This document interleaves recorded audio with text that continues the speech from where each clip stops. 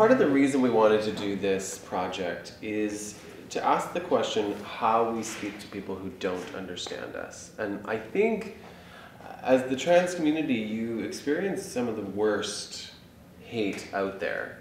And so how do we speak to those people who don't get it? I always say with patience, because when I first started transitioning, I would always say to my mom, like, people keep using like female pronouns with me. I keep getting misgendered and I'm getting all this, this shit from all these people. What do I do? And she said, well, you have to be some level of understanding, because if they don't know, it's not their fault that they don't know. Right.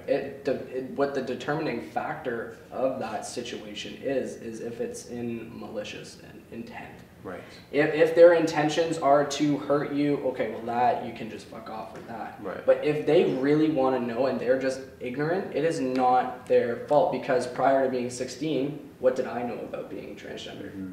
Nothing.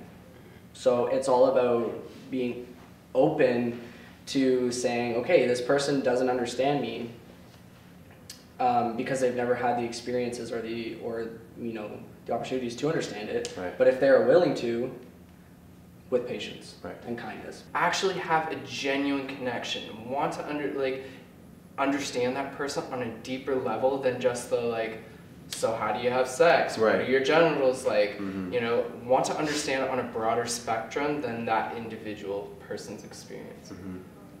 I think, people who don't understand it, we can do what we can to help educate.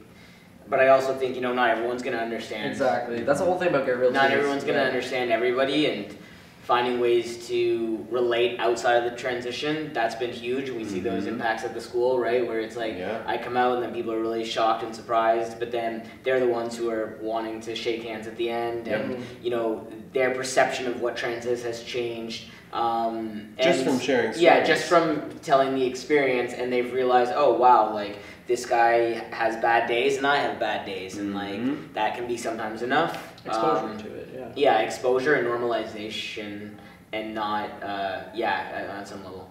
Yeah. Yeah. And just patience. Yeah. With personal family members if they don't get it. I at first, I'm not going to mention a specific family member, but a family member was like, I just can't call you your preferred name, it's too weird for me. Right. And now they're the ones correcting people when I get misgendered. It just takes patience for them to just see you again. Yeah. For every trans person, I think it's so important to stand strong in who you are. Yeah. But for people that don't understand, sometimes the best thing you can just do is just let it be. Yeah. And keep being your authentic self, and that will show through. No matter what people think of that, if they don't dig that, then it's not your problem. it's not your problem. Yeah. Yeah.